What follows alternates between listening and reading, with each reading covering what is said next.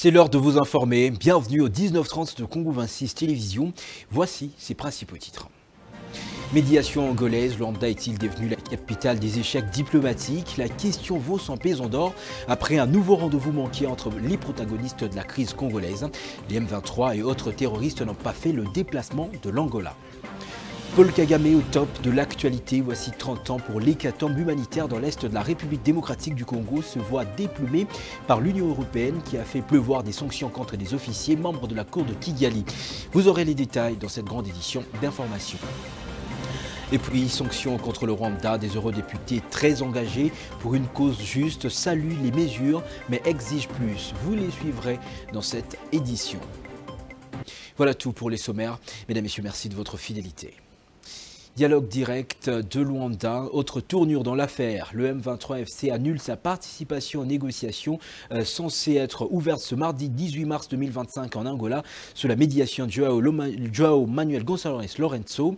Les supplétifs du Rwanda accusent la communauté internationale de compromettre le processus de paix en sanctionnant certains de leurs membres alors qu'ils sont ses têtes d'affiche. Pendant ce temps, la délégation congolaise a répondu à l'invitation du médiateur ce mardi, annonce la porte-parole du président de la République démocratique du Congo.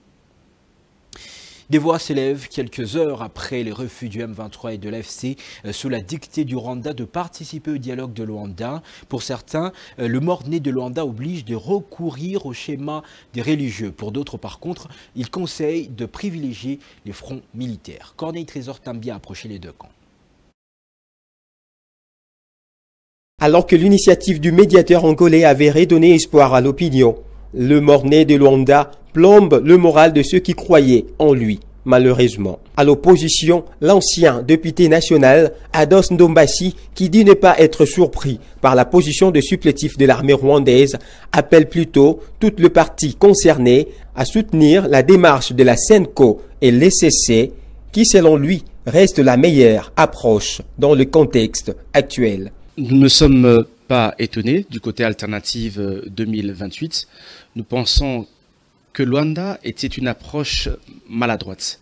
Alternative 2028, le parti politique que nous dirigeons, avait déjà demandé un dialogue qui va traiter les problèmes de manière holistique, de manière générale.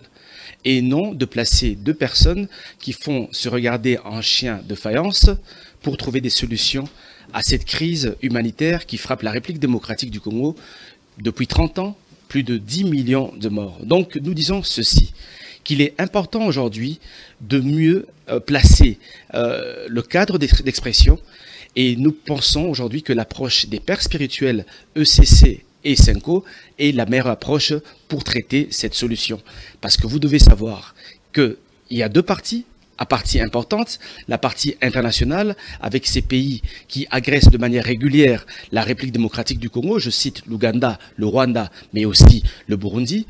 Et nous pensons aussi que la question sur le plan national doit être traitée, donc la partie sécuritaire, la partie aussi politique, mais aussi la partie sociale. Côté UDPS, même si sa position n'est pas encore validée par son parti, Éric Lukusa croit et recommande plutôt le renforcement du front militaire pour restaurer la paix dans la partie est du pays.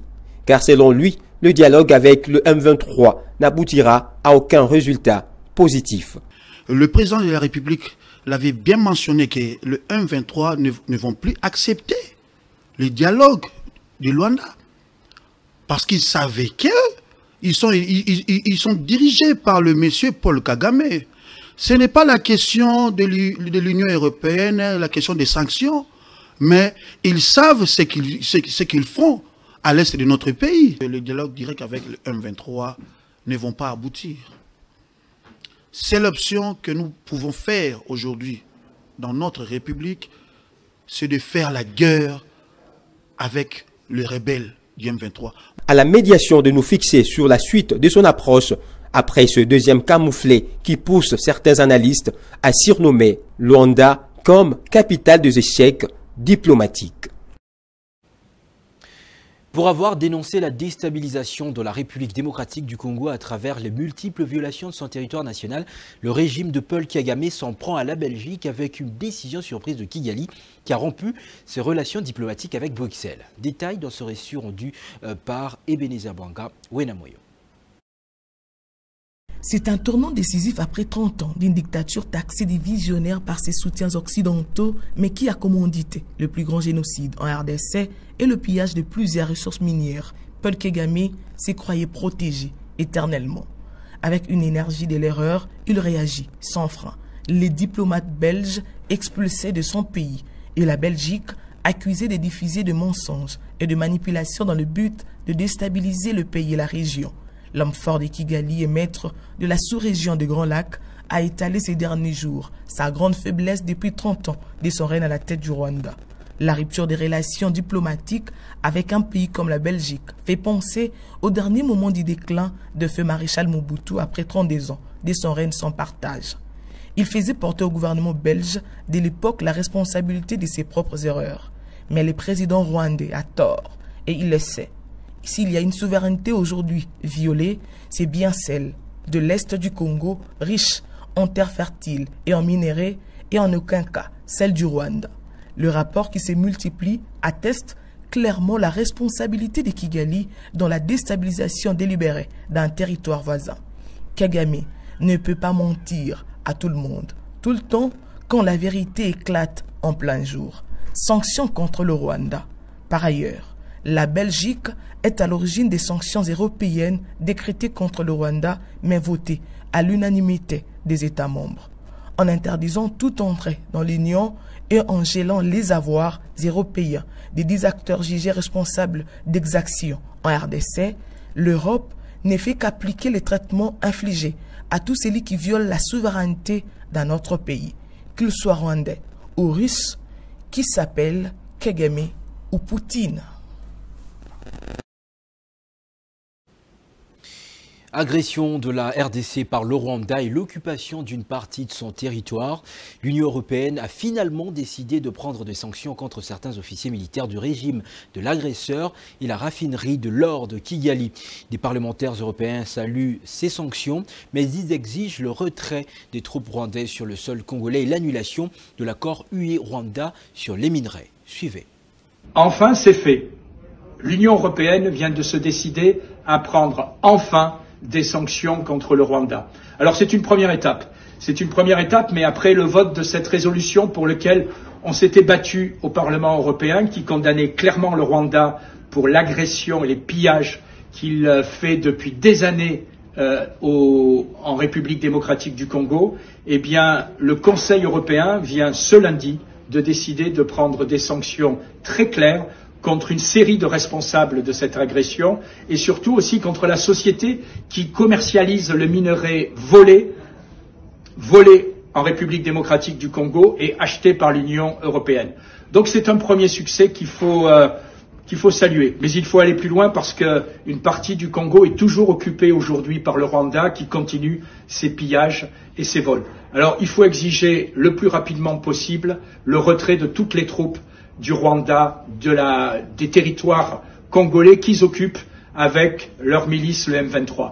Il faut aller plus loin parce que désormais, il faut arrêter cet accord entre l'Union européenne et le Rwanda, où l'Union européenne, jusqu'à présent, achetait ces minéraux volés. Et puis, il faut aller plus loin aussi en désignant le vrai responsable, M. Kagame, et en prenant des sanctions très clairement contre son équipe. Les choses changent et on voit que M. Kagame perd son calme. Voilà, il perd son calme, il vient ce lundi de rompre les relations diplomatiques avec la Belgique, qui avait osé le critiquer, et lui qui se croyait tout permis, qui pensait qu'en organisant des grands prix automobiles, en organisant des championnats du monde de vélo, eh bien, on oublierait ses crimes, aujourd'hui est rappelé à la réalité.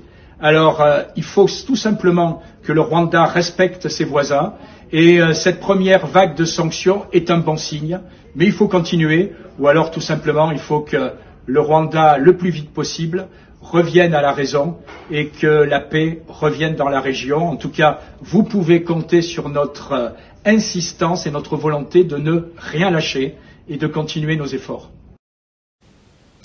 Vers une chute libre de l'économie rwandaise. Après avoir frappé fort une dizaine des personnalités militaires rwandaises et celles des terroristes du M23, l'Union européenne a aussi sanctionné la raffinerie d'or de Gasado basée à Kigali.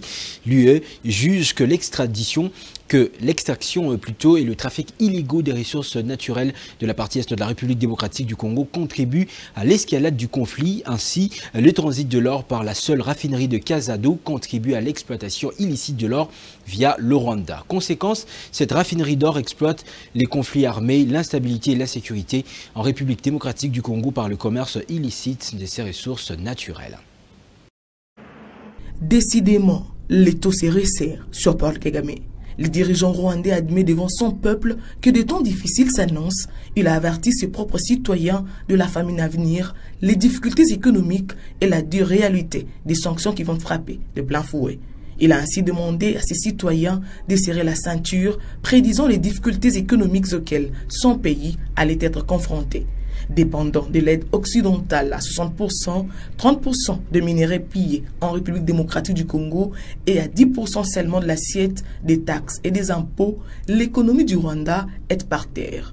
L'économie de cet État voyou de l'agresseur Kagame, classée par le Fonds monétaire international et la Banque mondiale dans la catégorie des pays pauvres très endettés, avec un budget national de 4 milliards de dollars américains, subit déjà des contre-coups après le carnage des Goma et ont entraîné l'interdiction de survoler l'espace aérien de la République démocratique du Congo. Les fronts diplomatiques et médiatiques lancés par Kinshasa mettent en difficulté le régime de Kigali, auteur de la barbarie meurtrière dans la partie est du pays. La moisson est abondante. Les sanctions et les conséquences se multiplient déjà, parmi lesquelles l'interdiction formelle des survols et d'atterrissage sur les territoires congolais pour tout aéronef civil ou d'État immatriculé au Rwanda ou basé dans ce pays. Selon certains experts, cette mesure drastique a l'avantage d'isoler le Rwanda de l'espace aérien congolais face à ce que Kinshasa qualifie d'agression avérée pour piller ses ressources minières. Les experts estiment que pareilles sanctions pourraient avoir un impact négatif sur l'économie du Rwanda, car les détours des avions du pays agresseur vont exiger plus de carburant et de péage de survol, peut-être d'atterrissage dans les aéroports de transit, ce qui constitue un coût économique important. Le Rwanda, qui a vu son PIB par habitant presque quadruplé depuis 1995, connaît désormais une chute libre. Les perspectives d'avenir de l'économie rwandaise s'évanouissent depuis 2022 en raison du soutien de ces pays aux groupes armés. Pour ce faire, les analystes pensent que la vraie lecture de la débâcle de l'économie du Rwanda, c'est d'ici là.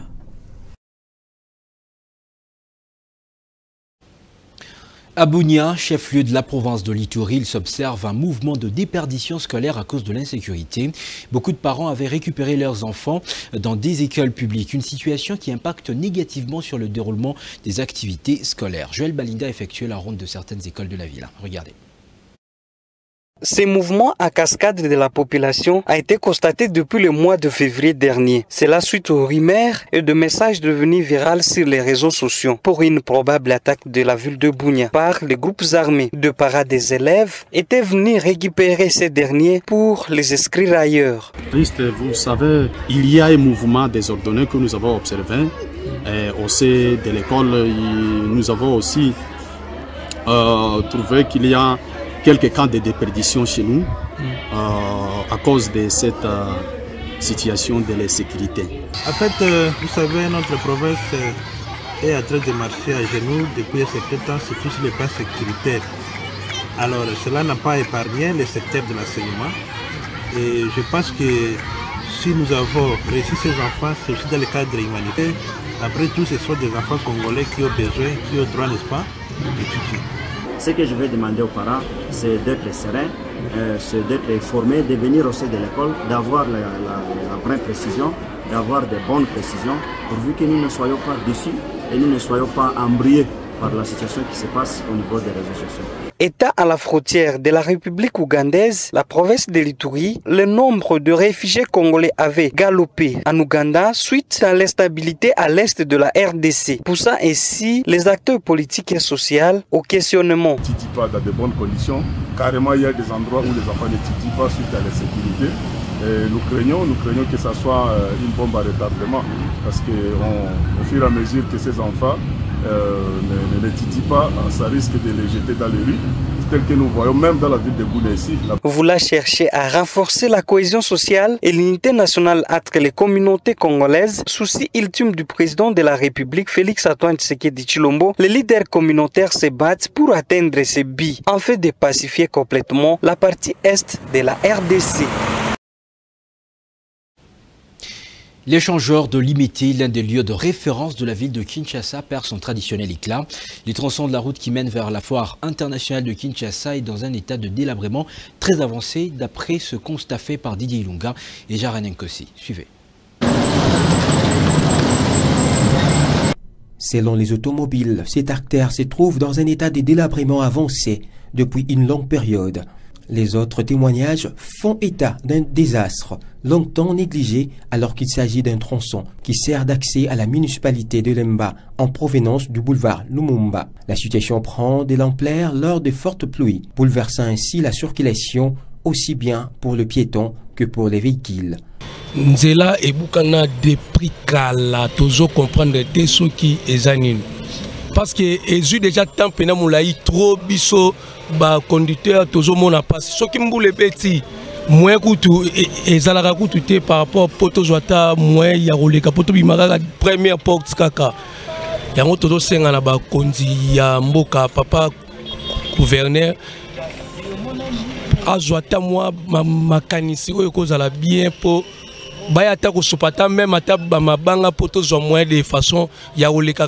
Les automobilistes ne cessent de hausser les tons jusque-là, sans succès, aucune solution en vue. Cet état des choses, lamentable, mérite une attention particulière pour limiter l'insécurité devenue permanente à cet endroit.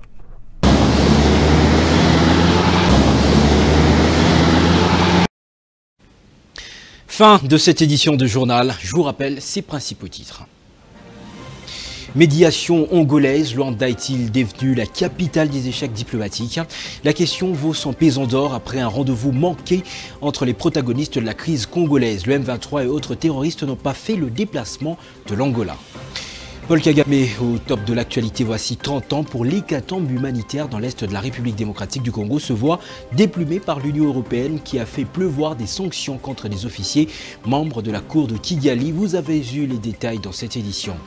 Et puis, sanctions contre le Rwanda, des eurodéputés très engagés pour une cause juste saluent ces mesures mais exigent plus. Et aussi, vous les avez suivis dans cette grande édition d'information.